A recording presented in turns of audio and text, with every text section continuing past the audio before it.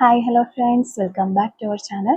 ഇന്നത്തെ റീഡിങ്ങിൽ നമ്മൾ നോക്കാനായിട്ട് പോകുന്നത് നിങ്ങൾ തമ്മിൽ പിരിയാനായിട്ട് കാരണമായിട്ടുള്ള ആ ഒരു യഥാർത്ഥ കാരണങ്ങൾ എന്തായിരുന്നു എന്നുള്ളൊരു കാര്യമാണ്. അപ്പോൾ വീഡിയോയിലേക്ക് പോകുന്നതിന് മുമ്പായിട്ട് ആദ്യമായിട്ടാണ് ഈ ഒരു ചാനൽ കാണുന്നതെങ്കിൽ ദയവായി സബ്സ്ക്രൈബ് ചെയ്തതിന് ശേഷം തുടർന്ന് വീഡിയോ കാണാനായിട്ട് ശ്രമിക്കാം. ഇതൊരു ജനറൽ റീഡിംഗ് ആണ്, ടൈംലെസ് ആണ്, ജനറൽലെസ് ആണ്. എപ്പോഴാണോ നിങ്ങൾ ഈ ഒരു വീഡിയോ കാണുന്നത് ആ ഒരു സമയം മുതൽ നിങ്ങൾക്കത് റെസിനേറ്റ് ആയി തുടങ്ങുന്നതായിരിക്കും. അതിൽ വരുന്ന ക്ലൂസ്, സിറ്റുവേഷൻസ്, എനർജീസ് ഇതെല്ലാം നിങ്ങളുമായിട്ട് റെസിനേറ്റ് ചെയ്യുന്നുണ്ടെങ്കിൽ ഇതൊരു ഗൈഡൻസ് മെസ്സേജ് മാത്രമായിട്ട് എടുക്കുക. ഇനി റെസിനേറ്റ് ചെയ്യുന്നില്ല എന്ന് നിങ്ങൾക്ക് തോന്നുകയാണെങ്കിൽ അവിടെ വെച്ചിട്ട് സ്കിപ്പ് ചെയ്തു പോകും. ആരും ഫോഴ്സ്ഫുള്ളി റെസിനേറ്റ് ചെയ്യാനായിട്ട് നിൽക്കരുത്. പോസിറ്റീവായിട്ട് തിങ്ക് ചെയ്യുക, നല്ലൊരു റീഡിങ് കിട്ടാനായിട്ട് പ്രാർത്ഥിക്കുക. അപ്പോൾ ഇതാണ് നമുക്കിവിടെ കിട്ടിയിരിക്കുന്ന ഒരു കാർഡുകൾ. നമുക്ക് മാസ്റ്റർ കാർഡ് നോക്കുകയാണെങ്കിൽ ടെമ്പറൻസ് കാർഡാണ് നമുക്ക് കിട്ടിയിട്ടുള്ളത്.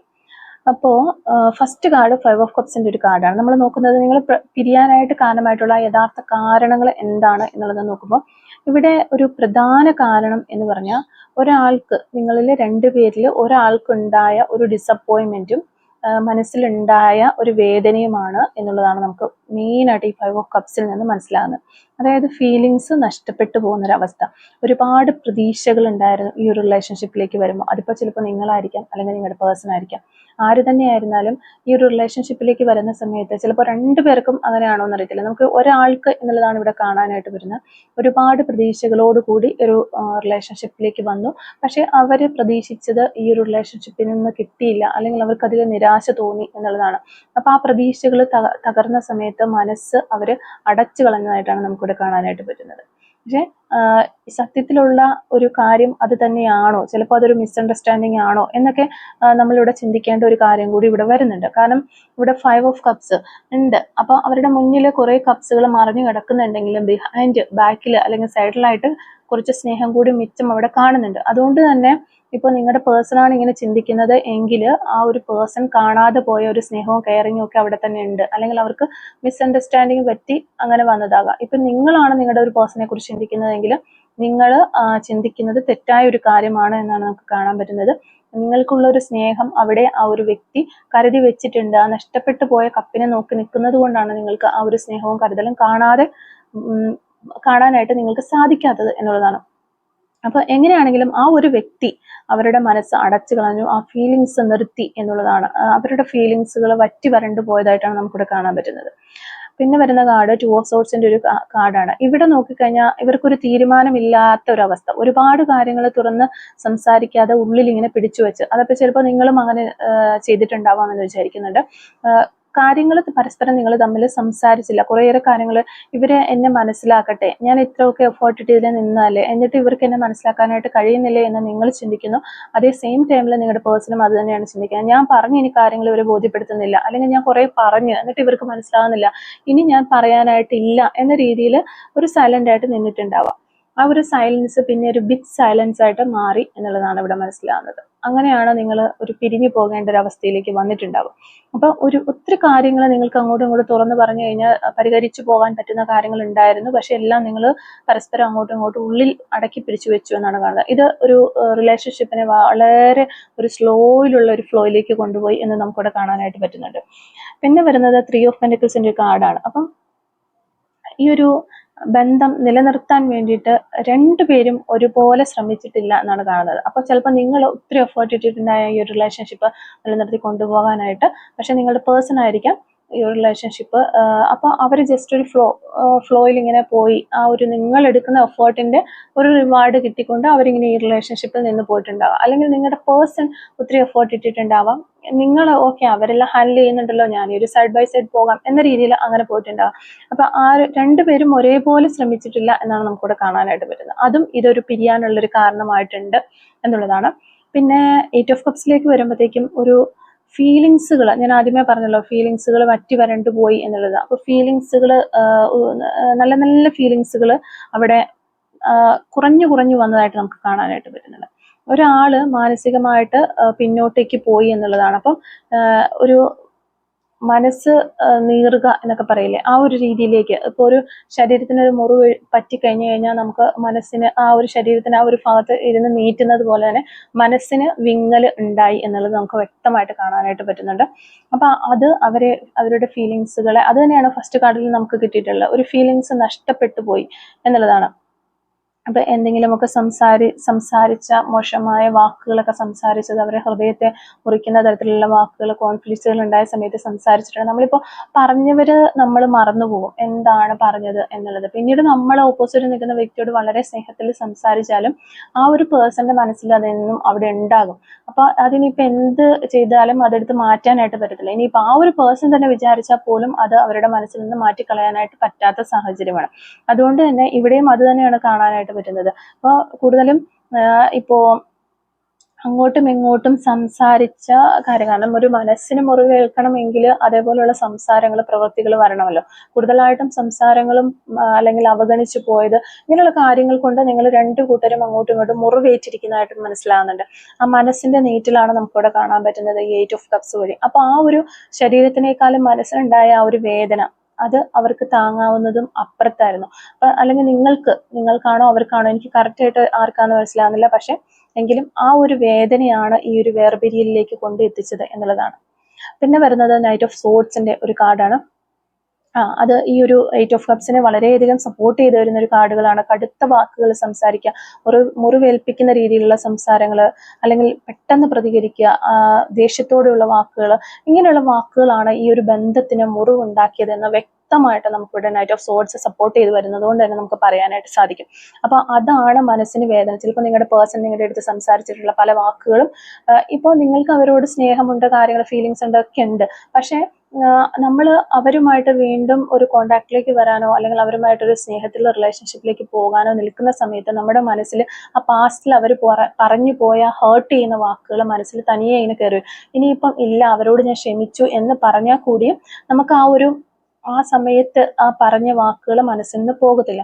അപ്പൊ അതിന്റെ വേദനകളാണ് കൂടുതലും നിങ്ങളെ തമ്മിൽ അകറ്റി മാറ്റിയത് എന്നാണ് നമുക്ക് കിട്ടുന്നത്. കടുത്ത വാക്കുകളുടെ ഉപയോഗം, മോശമായ വാക്കുകളുടെ ഉപയോഗം, ഇതൊക്കെയാണ്. പിന്നെ വരുന്നത് 4 ഓഫ് പെന്റക്കിൾസ് ആണ്. 4 ഓഫ് പെന്റക്കിൾസ് എന്ന് പറയുമ്പോഴത്തേക്ക് അവിടെ ഒരു പിടിവാശിയുടെ ഒരു കാർഡാണിത്. അത് ക്ഷമിക്കാനോ വിട്ടുകൊടുക്കാനോ രണ്ടു കൂട്ടരും അങ്ങോട്ടും ഇങ്ങോട്ടും തയ്യാറായില്ല. ചെറിയ കൊച്ചു കൊച്ചു കാര്യങ്ങളൊക്കെ ആണെങ്കിൽ ക്ഷമിച്ചു കൊടുത്തു കഴിഞ്ഞാൽ തീരാവുന്ന പ്രശ്നങ്ങളേ ഉള്ളൂ. അപ്പൊ അതൊക്കെ ഊതിപ്പെരുപ്പിച്ച് വലുതാക്കി അത് വിട്ടുകൊടുക്കാതെ എൻ്റെ ഭാഗത്തെ ഈഗോ ജയിക്കാനായിട്ട് ഞാൻ പിടിച്ചു വെക്കുന്നു, ഓപ്പോസിറ്റ് നിൽക്കുന്ന പേഴ്സൺ ആ ഒരു പേഴ്സന്റെ ഈഗോ ജയിക്കാനായിട്ട് അവർ പിടിച്ചു വെക്കുന്നു. അങ്ങനെ അത് വലിയൊരു ഗ്യാപ്പ് അവിടെ സൃഷ്ടിച്ചു എന്നാണ്. അത് വളർന്ന് നിങ്ങൾക്ക് പോലും ഹാൻഡിൽ ചെയ്യാൻ പറ്റാത്ത രീതിയിൽ അത് വേർപിരിയലിന്റെ ഒരു വക്കിലെത്തി എന്നാണ് കാണുന്നത്. പിന്നെ 7 ഓഫ് കപ്സ് നമുക്കിവിടെ കിട്ടുന്നുണ്ട്. അതും ഒരു കൺഫ്യൂഷൻ, ആശയക്കുഴപ്പത്തിന്റെ ഒരു കാർഡാണ്. ഇനി ബന്ധത്തിൽ എന്ത് വേണമെന്ന് രണ്ടു കൂട്ടർക്കും വ്യക്തതയില്ലാത്ത ഒരു അവസ്ഥയിലേക്ക് ഈ ഒരു റിലേഷൻഷിപ്പ് ലാസ്റ്റൊക്കെ ആയപ്പോഴത്തേക്ക് എത്തിയിട്ടുണ്ടാവാം. ഇനി 10 ഓഫ് വാൻഡ്സ് എന്ന് പറയുമ്പോഴത്തേക്കും ഇത്രയും പ്രശ്നങ്ങളും ഇതെല്ലാം ഉണ്ടായത് കൊണ്ട്, ഈ ഒരു പ്രശ്നങ്ങൾ കൊണ്ട് ടെൻഷനും ആൻസൈറ്റിയും ഡിപ്രഷനും ഒക്കെ മൂലം, പിന്നെ ഈ ഒരു സെപ്പറേഷൻ, സൈലൻസ് ഒക്കെ ഇതിൻ്റെ ഇടയ്ക്ക് വന്നു. ഈ ഒരു റിലേഷൻഷിപ്പിൽ ഉത്തരവാദിത്വം ഒത്തിരി ഉള്ളതായിട്ട് ഇവർക്ക് തോന്നി. ഈ ഒരു റിലേഷൻഷിപ്പ് ചുമക്കുക എന്ന് പറയുന്നത് വളരെ ബേർഡൻ ആണ് എന്ന് രണ്ടുപേർക്കും തോന്നിയ ഒരു സമയത്ത് അവർക്ക് ഈ റിലേഷൻഷിപ്പിൽ നിൽക്കുമ്പോൾ ഒരു സന്തോഷം കുറഞ്ഞു വന്നതായിട്ടാണ് നമുക്ക് കാണാൻ പറ്റുന്നത്. അതുകൊണ്ട് തന്നെ ഇവരുടെ ഉള്ളിൽ പ്രണയം ഉണ്ടായിരുന്നെങ്കിലും അത് തുറന്ന് പ്രകടിപ്പിക്കാനായിട്ട് രണ്ടു കൂട്ടരും ശ്രമിച്ചില്ല ഉള്ളതാണ്. അവരുടെ ഫീലിങ്സുകൾ തുറന്ന് സംസാരിക്കാനോ പ്രകടിപ്പിക്കാനോ ശ്രമിച്ചില്ല. അപ്പം ഇവിടെ അവര് ഈ ഒരു രണ്ടുപേരും, നിങ്ങളായിക്കോട്ടെ നിങ്ങളുടെ പേഴ്സൺ ആയിക്കോട്ടെ, രണ്ടു കൂട്ടരും ലക്ഷ്യം വെച്ചത് ഒരേ ഒരു കാര്യമാണ്, ജയിക്കാനുള്ള ആ ഒരു മനോഭാവം. ഞാൻ പിടിച്ച ഭാഗം ജയിക്കണം എന്നുള്ള ആ ഒരു ചിന്ത മാത്രമേ ഉണ്ടായിരുന്നുള്ളൂ. ആ ഒരു പിടിവാശിയുടെ പുറത്തായിരുന്നു മുന്നോട്ട് പോയിക്കൊണ്ടിരുന്നത്. അപ്പം ഇപ്പൊ എന്തെങ്കിലും ഒരു വാഗ്വാദങ്ങളൊക്കെ ഉണ്ടാകുമ്പോൾ ആ വാദങ്ങളിൽ നിങ്ങൾ ഓപ്പോസിറ്റ് നിൽക്കുന്ന വ്യക്തി പറയുന്നത് മനസ്സിലാക്കുന്നതിനേക്കാൾ കൂടുതലായിട്ടും ഞാൻ ശരിയാണ് എന്ന നിലപാടാണ് ഈ റിലേഷൻഷിപ്പിൽ സ്വീകരിച്ചിരുന്നതെന്നാണ് മനസ്സിലാകുന്നത്. നിങ്ങളായിക്കോട്ടെ നിങ്ങളുടെ പേഴ്സൺ ആയിക്കോട്ടെ. അപ്പൊ രണ്ടു കൂട്ടർക്കും രണ്ട് രീതിയിലുള്ള അഭിപ്രായങ്ങൾ, അവർ പറയുന്നത് കറക്റ്റ് ആണോ എന്ന് മനസ്സിലാക്കാൻ കൂടി നിൽക്കാതെ ഞാൻ പറയുന്നത് ശരിയാണെന്ന് നിങ്ങൾ പറയുകയും സെയിം രീതിയിൽ നിങ്ങളുടെ പേഴ്സൺ പറഞ്ഞിട്ടുണ്ട്. അപ്പം അതൊക്കെ ഇതിനകത്തൊരു പ്രശ്നമായിട്ട് നമുക്ക് കാണുന്നുണ്ട്. പിന്നെ വരുന്നത് ഒരു ഹെർമിറ്റ് കാർഡാണ്. ഒരാൾക്ക് സ്വയം മനസ്സിലാക്കാനായിട്ട് കുറേയേറെ സമയം വേണം. ആ ഒരു സമയത്തിന് വേണ്ടിയിട്ട് ഈ ഒരു സെപ്പറേഷൻ കാരണമായിട്ടുണ്ടാകാം. അപ്പോൾ അതുകൂടി കുറച്ച് നമ്മൾ ഒരു റിലേഷൻഷിപ്പിൽ അങ്ങ് പോയി കഴിയുമ്പോൾ ഇതൊരു നല്ല രീതിയിൽ പോകില്ല എന്ന് കാണുമ്പോൾ രണ്ടിൽ ഒരാൾക്ക് തോന്നും ഞാനൊരു കുറച്ച് സൈലന്റ് എടുക്കുക, അല്ലെങ്കിൽ ഒരു ബ്രേക്ക് എടുത്തു കഴിഞ്ഞാൽ കുറച്ചൊക്കെ ഒന്ന് ഓക്കെ ആകും എന്ന് തോന്നും. ആ ഒരു ബ്രേക്ക് വന്നു കഴിയുമ്പോൾ തന്നെ അവരെ തന്നെ മനസ്സിലാക്കുകയും അവർ ഓപ്പോസിറ്റ് നിൽക്കുന്ന പേഴ്സണെ മനസ്സിലാക്കാനായിട്ട് അവർക്കൊരു സമയം കിട്ടും. അതുപോലെ സ്വയം മനസ്സിലാക്കാനും മറ്റുള്ളവരെ, ഓപ്പോസിറ്റ് നിൽക്കുന്ന ആളെ മനസ്സിലാക്കാനായിട്ടുള്ള ഒരു സമയമായിട്ട് ഇതിനെ നമുക്ക് കാണാമെന്നാണ് യൂണിവേഴ്സ് നമുക്ക് പറഞ്ഞു തരുന്നത്. അപ്പം ശരിക്കും പറഞ്ഞാൽ ഒരു ശാന്തി തേടി മാറിപ്പോകൽ, ഒരു സമാധാനം തേടി മാറിപ്പോയതായിരിക്കാം ഈ ഒരു പേഴ്സണും നിങ്ങൾ തമ്മിൽ ചിലപ്പോൾ സെപ്പറേഷനിലേക്ക് പോയത്. അതുപോലെ തന്നെ ഒരു ബാലൻസ് ഈ റിലേഷൻഷിപ്പിൽ കൊണ്ടുവരണം. ഈ ഒരു ബാലൻസ് നഷ്ടപ്പെട്ടു, ഇനി ഇവിടെ നിന്നിട്ട് കാര്യമില്ല എന്ന രീതിയിലും മാറിപ്പോകാനാകാനുള്ള ചാൻസ് ഉണ്ട്. അപ്പൊ ഇത്രയും നമ്മളിപ്പോൾ മുന്നേ കണ്ട കാര്യങ്ങളൊക്കെ ഇതിനകത്ത് വരുമ്പോൾ തന്നെ ഇവിടെ ഒരു ബാലൻസ് നഷ്ടപ്പെട്ടു, അല്ലെങ്കിൽ ഒരു സമാധാനം ഇല്ലാതായി എന്നുള്ള അവസ്ഥയൊക്കെ നമുക്ക് മനസ്സിലാക്കാൻ പറ്റുന്നുണ്ട്. സ്വാഭാവികമായിട്ടും അങ്ങനെ ഒരു അവസ്ഥയിലേക്ക് എത്തുമ്പോൾ ഒരു പിരിഞ്ഞു മാറി നിൽക്കുന്നത് ആയിരിക്കും, ഒരു സെപ്പറേഷനിലേക്ക് പോകുന്നതായിരിക്കും എപ്പോഴും എന്തുകൊണ്ടും നല്ലത്. ആ ഒരു കാരണങ്ങൾ കൊണ്ടൊക്കെയാണ് ഈ ഒരു റിലേഷൻഷിപ്പ് സെപ്പറേഷനിലേക്ക് പോയിട്ടുള്ളത് എന്നാണ് നമുക്ക് മനസ്സിലാക്കാനായിട്ട് പറ്റുന്നത്. പിന്നെ ഈ ഒരു പിരിയൽ ഒരു വലിയ തെറ്റിനേക്കാൾ ഒരു ചെറിയ കാര്യങ്ങൾ കൂട്ടിച്ചേർത്തുണ്ടായ ഒരു മാനസിക അകലമാണ് എന്നാണ് മനസ്സിലാവുക. അതായത് ആദ്യമേ നമ്മൾ പറഞ്ഞു റീഡിങ്ങിന് ഒരു ചെറിയ മിസ്അണ്ടർസ്റ്റാൻഡിങ്, അല്ലാതെ ഒരു വലിയ ഇപ്പൊ നിങ്ങളെ ചീറ്റ് ചെയ്ത് വേറൊരു വ്യക്തിയിലേക്ക് പോയത് കൊണ്ടോ അങ്ങനെയുള്ള വലിയൊരു തെറ്റുകളോ കാര്യങ്ങളോ ഒന്നും കൊണ്ടല്ല, ചെറിയ ചെറിയ കാര്യങ്ങൾ ഉണ്ടായ ആ ഒരു ചെറിയ ചെറിയ കാര്യങ്ങളെ തുടർന്ന് നിങ്ങൾ കോൺഫ്ലിക്ട്സ്, അങ്ങോട്ടും ഇങ്ങോട്ടും വഴക്കുകൾ വന്നു. അപ്പോൾ മനസ്സിന് മുറിവേൽപ്പിക്കുന്ന രീതിയിലുള്ള സംസാരങ്ങൾ അതിനകത്ത് വരികയും പിന്നീട് അത് സംസാരം കുറഞ്ഞു വരികയും അത് അവരാദ്യം സംസാരിക്കട്ടെ ഇവരാദ്യം സംസാരിക്കട്ടെ എന്ന രീതിയിൽ ഒരു പിടിവാശിയിലേക്ക് പോവുകയും അങ്ങനെ നിൽക്കുന്ന സമയത്ത് പോലും നിങ്ങൾക്ക് ഈ ഒരു പേഴ്സണോടും ഈ ഒരു പേഴ്സൺ നിങ്ങളോടും വളരെയധികം വികാരങ്ങൾ, അതായത് ഫീലിങ്സ് ഉണ്ടെങ്കിൽ, സ്നേഹമൊക്കെ ഉണ്ടെങ്കിലും ഇത് രണ്ടും പ്രകടിപ്പിക്കാനായിട്ട് ഈഗോ സമ്മതിക്കാതിരിക്കുകയും അങ്ങനെ ഈ ഒരു ബന്ധം കുറച്ച് ഒരു സെപ്പറേഷനിലേക്ക് പോയതായിട്ടാണ് നമുക്ക് കാണാനായിട്ട് സാധിക്കുന്നത്. അപ്പം ഇവിടെ ഒരു പ്രണയം അല്ലെങ്കിൽ ഒരു സ്നേഹം ഇല്ലാത്തത് കൊണ്ടല്ല, ഈ ഒരു റിലേഷൻഷിപ്പിന്റെ ബാലൻസ് നഷ്ടപ്പെട്ടു പോയത് കൊണ്ടാണ്, അത് വീണ്ടെടുക്കാനായിട്ട് സാധിക്കാത്തത് കൊണ്ടാണ് ഇത് സെപ്പറേഷനിൽ പോയത് എന്നാണ് നമുക്ക് മനസ്സിലാകുന്നത്. ഇനി ഇവിടെ വീണ്ടും ഈ ഒരു പേഴ്സണുമായിട്ട് ചേരാനുള്ള ഒരു ചാൻസ് ഉണ്ടോ എന്ന് നമ്മൾ ഈ ഒരു കാർഡുകൾ തന്നെ വെച്ചിട്ട് നോക്കുകയാണെങ്കിൽ നമുക്ക് പറയാൻ പറ്റും. അത് വീണ്ടും ചേരാനുള്ള ഒരു സാധ്യതയുണ്ട്.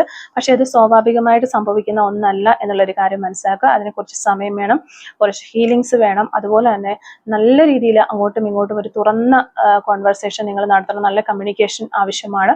പഴയ പ്രശ്നങ്ങൾ പരിഹരിക്കാതെ ഇനി ഈ ഒരു പേഴ്സൺ വീണ്ടും ഒരു തിരിച്ചു വന്നു കഴിഞ്ഞാൽ വീണ്ടും കൂടുതൽ ഒരു അകലത്തിലേക്ക്, കൂടുതൽ ഒരു സെപ്പറേഷനിലേക്ക് പോകാനേ സാധ്യതയുള്ളൂ. അതുകൊണ്ട് തന്നെ നല്ല രീതിയിൽ അങ്ങോട്ടും ഇങ്ങോട്ടും സംസാരിച്ച് പ്രശ്നങ്ങൾ പറഞ്ഞു തീർത്തതിന് ശേഷം വീണ്ടും ഒരു ഒരു സാധ്യതയുണ്ട് എന്നുള്ളതാണ് നമുക്കിവിടെ കാണാൻ പറ്റുന്നത്. ഇനി നിങ്ങൾ ഈ ഒരു സമയത്ത് ഈ ഒരു സിറ്റുവേഷനിലാണ് നിങ്ങൾ ഉള്ളതെങ്കിൽ നിങ്ങൾ അടുത്തതായിട്ട് എന്താണ് ചെയ്യേണ്ടത്, നിങ്ങൾ എന്തൊക്കെ കാര്യങ്ങളാണ് ഇപ്പോൾ ഈ ഒരു സമയത്ത് ചെയ്യേണ്ടത്, ഈ ഒരു സിറ്റുവേഷൻ നിൽക്കുന്ന നിങ്ങളാണെങ്കിൽ നിങ്ങൾ എന്തൊക്കെ കാര്യങ്ങളാണ് ചെയ്യേണ്ടത് എന്നുള്ളതാണ് നമ്മൾ നോക്കുന്നത്. അപ്പോൾ യൂണിവേഴ്സിന്റെ ഗൈഡൻസിലേക്ക് പോകുമ്പോൾ ആദ്യം നിങ്ങൾ ചെയ്യേണ്ടത് മനസ്സൊന്ന് ക്ലിയർ ആക്കി വെക്കുക എന്നുള്ളതാണ്. നിങ്ങൾക്ക് ഈ ഒരു റിലേഷൻഷിപ്പിൽ നിന്ന് ഒത്തിരി വേദനകൾ, ഹേർട്ടുകൾ, വിഷമങ്ങൾ, ദേഷ്യം അല്ലെങ്കിൽ ഒത്തിരി പ്രതീക്ഷകൾ, ഇതെല്ലാം നിങ്ങളുടെ ലൈഫിൽ അല്ലെങ്കിൽ നിങ്ങളുടെ മനസ്സിൽ ഇങ്ങനെ കുഴഞ്ഞു കിടക്കുന്ന ഒരു അവസ്ഥയാണ് നമുക്ക് കാണാൻ പറ്റുന്നത്. അപ്പോൾ ഇതെല്ലാം ഒന്ന് ശാന്തമാക്കണം എന്നുള്ളതാണ്. ഫീലിങ്സുകൾ ഉണ്ടാകും.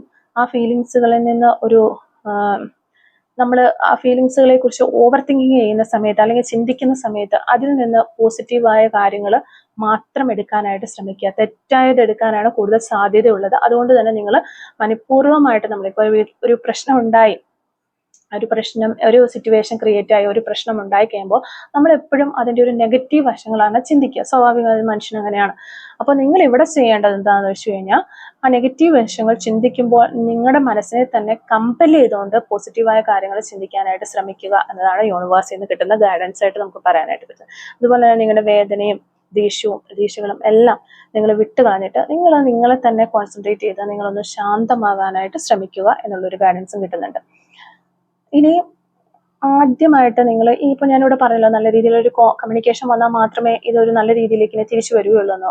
അപ്പം അങ്ങനെ ഒരു കമ്മ്യൂണിക്കേഷന് വേണ്ടിയിട്ട് നിങ്ങൾ പോകുമ്പോൾ ഒരു ആദ്യ നീക്കം വളരെ ചെറിയ രീതിയിലായിരിക്കണം. അല്ലാതെ പെട്ടെന്ന് അങ്ങോട്ട് ചെന്ന് നിങ്ങൾക്കുള്ള ദേഷ്യം മൊത്തം പറഞ്ഞു തീർക്കുക, നിങ്ങൾക്കുള്ള ഇമോഷൻസ് പറഞ്ഞു തീർക്കുക, അങ്ങനെ കുറേയേറെ കാര്യങ്ങൾ ഒരേ ടൈമിൽ അങ്ങനെ ചെയ്ത് ലഘുവായ ഒരു സ്മാർട്ടായ രീതിയിൽ ചെറിയ രീതിയിൽ ഒരു കമ്മ്യൂണിക്കേഷനായിട്ട് ശ്രമിക്കുക. ഒരു കാഷ്വൽ ടോക്ക് എന്ന രീതിയിൽ ഒത്തിരി സമ്മർദ്ദം കൊടുക്കാതിരിക്കുക. ഈ ഒരു പേഴ്സണുമായിട്ട് ഇനി സംസാരിക്കുമ്പോൾ ഇപ്പൊ നമ്മൾ ദേഷ്യപ്പെട്ടോ അല്ലെങ്കിൽ കരഞ്ഞോ സങ്കടപ്പെട്ടോ ഒക്കെ സംസാരിക്കുമ്പോൾ നമ്മുടെ മനസ്സിന് നമ്മൾ സമ്മർദ്ദം കൊടുത്തുകൊണ്ടാണ് ആ ഒരു പേഴ്സണിന്റെ മനസ്സിന് സമ്മർദ്ദം കൊടുക്കണം. അപ്പൊ അത് ഒഴിവാക്കുക എന്ന് പറയുന്നത് നേരിട്ട് ഒരു വലിയ സംഭാഷണം തുടങ്ങരുത്. ചെറിയ രീതിയിൽ സംഭാഷണം തുടങ്ങുക, ഒരു കാഷ്വൽ ടോക്ക് എന്ന പോലെ. അപ്പൊ അവരുടെ പ്രതികരണം നിരീക്ഷിക്കുക. അവരെന്താണ്, നിങ്ങൾ അങ്ങനെ ടോക്ക് ചെയ്യുന്ന സമയത്ത് അവരെന്താണ് പറയുന്നത് എന്ന് ശ്രദ്ധിച്ച് കേൾക്കുക, നിരീക്ഷിക്കുക. അവര് തുറന്ന് സംസാരിക്കുകയാണോ അതോ അകന്ന് നിൽക്കുകയാണോ, അതനുസരിച്ചിട്ട് വേണം അടുത്തൊരു തീരുമാനം എടുക്കേണ്ടത്. അപ്പം ഒരു സ്വന്തം ഒരു അഭിമാനം കാത്തു സൂക്ഷിക്കണം. നമ്മൾ അവരുടെ മുന്നിൽ കിടന്ന് കാല് പിടിച്ച് കരഞ്ഞ് സീനൊന്നും ഉണ്ടാക്കേണ്ട ആവശ്യമില്ല. ഇനി അവർക്ക് താല്പര്യമില്ല, അവർ പൊക്കോട്ടെ, ആ ഒരു രീതിയിലേക്ക് നിങ്ങളുടെ പൊക്കോട്ടെ എന്ന് പറയാൻ പറ്റുന്ന ഒരു രീതിയിലേക്ക് നിങ്ങളുടെ മനസ്സിനെ നിങ്ങൾ കാം ചെയ്തെടുക്കണം എന്നാണ് ആദ്യം നമുക്ക് കിട്ടിയിരിക്കുന്ന യൂണിവേഴ്സൽ ഗൈഡൻസ്. അതാണ് മനസ്സിനെ കാമാക്കുക എന്നതുകൊണ്ട് ഉദ്ദേശിക്കുന്നത്. അപ്പം ആ ഒരു ആറ്റിറ്റ്യൂഡിൽ നിൽക്കാനായിട്ട് ശ്രമിക്കാം. പിന്നെ നമ്മളിപ്പോൾ ചേരാനായിട്ട് നിങ്ങളുമായിട്ട് ചേർന്ന് പോകാനായിട്ട് ഈ ഒരു പേഴ്സൺ ആഗ്രഹിക്കുന്നുണ്ടെങ്കിൽ എങ്ങോട്ട് പോയാലും എവിടെ പോയാലും അവസാനം നമ്മുടെ അടുത്തേക്ക് തന്നെ വരും. ഇനി നഷ്ടപ്പെടുത്താനാണ് അവർ ആഗ്രഹിക്കുന്നെങ്കിൽ അതും അങ്ങനെ തന്നെ സംഭവിക്കും. അതുകൊണ്ട് നമുക്ക് ആർക്കും ഇത് പിടിച്ചു വെക്കാനോ അല്ലെങ്കിൽ നമ്മൾ വിചാരിക്കുന്ന രീതിയിൽ വളച്ചൊടിച്ച് കൊണ്ടുപോകാനോ ഒന്നും പറ്റത്തില്ല. ആ ഒരു കാര്യം നമ്മൾ വ്യക്തമായിട്ട് മനസ്സിലാക്കണം. അപ്പോൾ ഇത് രണ്ടും വ്യത്യസ്തമായ സിറ്റുവേഷൻസ് ആണ് എന്നുള്ളത്. പിന്നെ ലാസ്റ്റ് വരുന്ന യൂണിവേഴ്സൽ ഗൈഡൻസ് എന്ന് പറഞ്ഞാൽ ക്ഷമ പാലിക്കുക എന്നുള്ളതാണ്. ഈ ബന്ധത്തിൽ വേഗം ഒരു റിവാർഡ് അല്ലെങ്കിൽ ഒരു ഫലം നിങ്ങൾ പ്രതീക്ഷിക്കരുത്. ചെറിയ ചെറിയ മുന്നേറ്റങ്ങൾ തന്നെയാണ് വലിയ മാറ്റം ഉണ്ടാക്കുക എന്നുള്ളൊരു കാര്യം മനസ്സിലാക്കുക. ഓക്കെ, അപ്പം ശാന്തമായിട്ട് ചെറിയ രീതിയിലൊക്കെ കോണ്ടാക്ട് ചെയ്യുക. പ്രതികരണം നോക്കി മാത്രം മുന്നോട്ടേക്ക് പോവുക. ഒത്തിരി തിടുക്കപ്പെട്ട് കാര്യങ്ങൾ ചെയ്യാതിരിക്കുക. പൂർണ്ണമായി ഈ ഒരു റിലേഷൻഷിപ്പിൽ നിന്ന് ഒരു പിൻവാങ്ങലും വേണ്ട. ഒരു ബാലൻസ് ചെയ്ത് നിൽക്കാനായിട്ട് ശ്രമിക്കുക. അപ്പോൾ ഇത്തരം കാര്യങ്ങളാണ് ഈ ഒരു സമയത്ത് നിങ്ങൾ ചെയ്യേണ്ടതായിട്ട് നമുക്കിവിടെ യൂണിവേഴ്സിൽ നിന്ന് കിട്ടുന്ന ഗൈഡൻസ്. അപ്പോൾ ഈ ഒരു റീഡിങ്ങിൽ നിന്ന് നമുക്ക് മനസ്സിലാക്കാനായിട്ട് സാധിച്ചിട്ടുള്ളത് ഇത്രയും കാര്യങ്ങളാണ്. അപ്പോൾ ഈ ഒരു റീഡിങ്ങുമായിട്ട് റിലേറ്റ് ചെയ്ത് വരുന്ന കുറച്ച് ക്ലൂസും കൂടി നമുക്കൊന്ന് എടുത്ത് നോക്കാം. Clues related to this reading.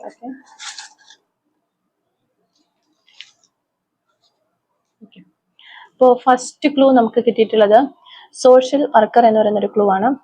Second clue nature, പ്രകൃതിയൊക്കെ ഒത്തിരി ഇഷ്ടപ്പെടുന്ന വ്യക്തികളാകാനുള്ള ചാൻസ് ഉണ്ട്. 639 എന്ന് പറയുന്ന നമ്പർ നമുക്കിവിടെ കിട്ടുന്നുണ്ട്.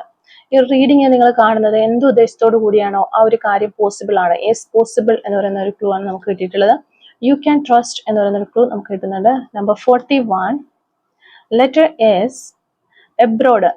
നിങ്ങൾ എബ്രോഡ് പോകാനായിട്ടൊക്കെ പ്ലാൻ ചെയ്യുന്ന വ്യക്തികളായിരിക്കാം, അല്ലെങ്കിൽ ഇപ്പോൾ നിങ്ങൾ എബ്രോഡ് ഉള്ള ആളുകളായിരിക്കാം, അല്ലെങ്കിൽ നിങ്ങളുടെ പേഴ്സൺ എബ്രോഡ് ആയിരിക്കാം ഉള്ളത് എന്ന് വിചാരിക്കുന്നു. ലോട്ട്സ് ഓഫ് ഫ്രണ്ട്സ്, ഒത്തിരി ഫ്രണ്ട്സ് ഉള്ള വ്യക്തികളാകാനുള്ള ചാൻസ് ഉണ്ട്. നിങ്ങൾ അല്ലെങ്കിൽ നിങ്ങളുടെ പേഴ്സൺ ഹെൽത്ത് ഇഷ്യൂസ്, ഈ ഒരു സമയത്ത് നിങ്ങൾക്കോ നിങ്ങളുടെ പേഴ്സണൊക്കെ ഹെൽത്ത് ഇഷ്യൂസ് ഉള്ള ഒരു സമയമാകാനുള്ള ചാൻസ് ഉണ്ട്. ഫെബ്രുവരി മന്ത് നമുക്കിവിടെ കിട്ടുന്നുണ്ട്. അതുപോലെ ലെറ്റർ എം, ബ്ലൂ കളർ ആയിരിക്കാം നിങ്ങൾക്കോ നിങ്ങളുടെ പേഴ്സണോ ഇഷ്ടമുള്ള ഒരു കളർ എന്ന് വിചാരിക്കുന്നു. നെയിൽ പോളിഷിനോടൊക്കെ ഒത്തിരി ക്രേസ് ഉള്ള വ്യക്തികളായിരിക്കാം. റൈഡർ എന്ന് പറയുന്നൊരു ക്ലൂ നമുക്ക് കിട്ടുന്നുണ്ട്. 1988 എന്ന് പറയുന്നൊരു വർഷം കിട്ടുന്നുണ്ട്. അതുപോലെ തന്നെ 1979 കിട്ടുന്നുണ്ട്. 1992 ഗവൺമെന്റ് സർവീസിലൊക്കെ ജോലി ചെയ്യുന്ന വ്യക്തികളായിരിക്കാം നിങ്ങൾ അല്ലെങ്കിൽ നിങ്ങളുടെ പേഴ്സൺ. നമ്പർ 43 നമുക്ക് കിട്ടുന്നുണ്ട്. നമ്പർ 9, എക്സ്പെക്ട് മിറാക്കിൾസ്, നിങ്ങൾക്ക് ഒരു അത്ഭുതം പ്രതീക്ഷിക്കാം എന്നുള്ള ഒരു ക്ലൂ ആണ് നമുക്കിവിടെ കിട്ടുന്നത്. 1987 എന്ന് പറയുന്നൊരു ക്ലൂ നമുക്കിവിടെ കിട്ടുന്നുണ്ട്. മോൾ ഓൺ റൈറ്റ് സൈഡിലെ കവിളിലെ മറുകളിലുള്ള വ്യക്തികളാകാനുള്ള ചാൻസ് ഉണ്ട്, നിങ്ങൾ അല്ലെങ്കിൽ നിങ്ങളുടെ പേഴ്സൺ. എറണാകുളം ജില്ല നമുക്കിവിടെ കിട്ടുന്നുണ്ട്. ലെറ്റർ 6 നമുക്ക് കിട്ടുന്നു. ആലപ്പുഴ ജില്ലയിൽ നിന്നുള്ള ആളുകളായിരിക്കാം നിങ്ങൾ അല്ലെങ്കിൽ നിങ്ങളുടെ പേഴ്സണൊക്കെ ആലപ്പുഴ ജില്ലയിൽ നിന്നുള്ള വ്യക്തികളാകാനുള്ള ചാൻസ് ഉണ്ട്.